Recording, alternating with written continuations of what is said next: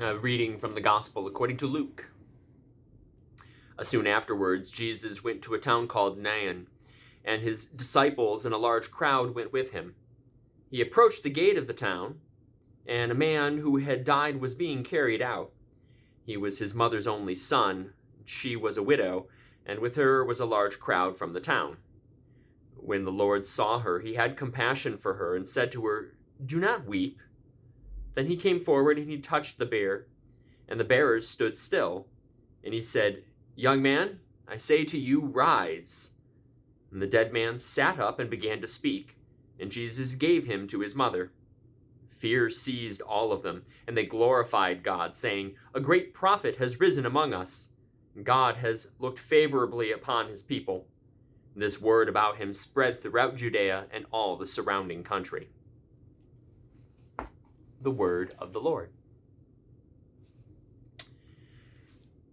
Jesus is at this point in his ministry where he is just now turning outward and presenting himself to the greater world for the kind of leader that he is going to be. In the previous chapters, we've seen as Jesus has gathered disciples and talked a lot about the way past leaders led. And now we're seeing Jesus go out and present to this crowd of people. Here's the kind of ruler I'm going to be, the kind of leader I'm going to be.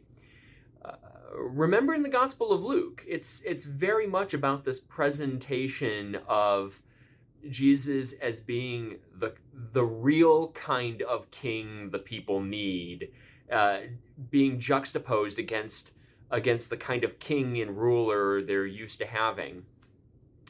It's interesting to me when I think about what's happening in this story. I think about how many kings and how many rulers in this time period would the people have known who, because of the right of being the king or the ruler, they had the right to condemn someone to death.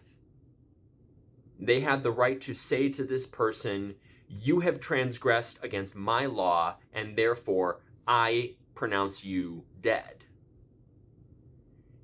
And in this way that Luke does, Jesus turns it all upside down and says, "I'm going to be a different kind of ruler.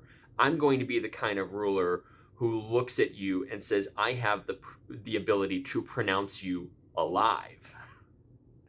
I have to imagine it would have immediately struck all of the crowd looking at him and saying, this is a new thing. This is a new kind of leader. This is a new kind of king, which is exactly what he was going for. That leaves me with the question about what's the difference between what a leader has the right to do versus what is the right thing to do. They're not always the same. And when we think about that in Jesus' terms, as God, as the king, as the Messiah, Jesus has the right to do a lot of things. But what he chooses to do in this moment is he chooses to say, but I'm going to not just do what I have the right to do, I'm going to choose what is the right thing for me to do as your king. So when we think about that in our own lives, what's the difference between the things you and I have the right to do versus what is the right thing to do when they're not the same? When I'm standing in line at the grocery store and I see the person behind me is struggling with a little infant in one arm and a bag of things in the other arm, and I have the right to keep my place in line and go first.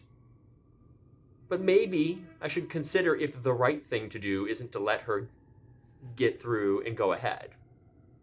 I have the right to only look out for myself and what's good for me and what's good for my family, and to put my own interests first. I have the right to do that. But maybe sometimes I also have the ability to put that down and serve someone else and say, in this moment, that is the right thing to do. And so as we see Jesus challenging this whole idea, turning it upside down of what it is to be a ruler and a king, maybe we should be willing to look within our own lives who we are who we are as either citizens or human beings of this world, and to say, I want to have a distinction between what I have the right to do and what in this moment I think is the right thing to do. Thanks be to God.